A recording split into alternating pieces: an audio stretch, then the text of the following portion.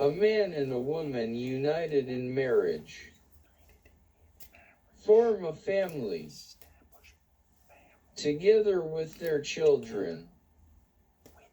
God instituted the family and endowed it with its fundamental constitution. Marriage and the family are ordered to the good of the spouses and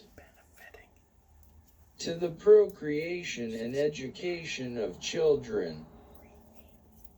Members of the same family establish among themselves personal relationships and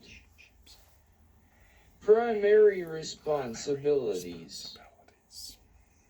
In Christ, the family becomes the domestic church because it is a community of faith, of hope, and of charity.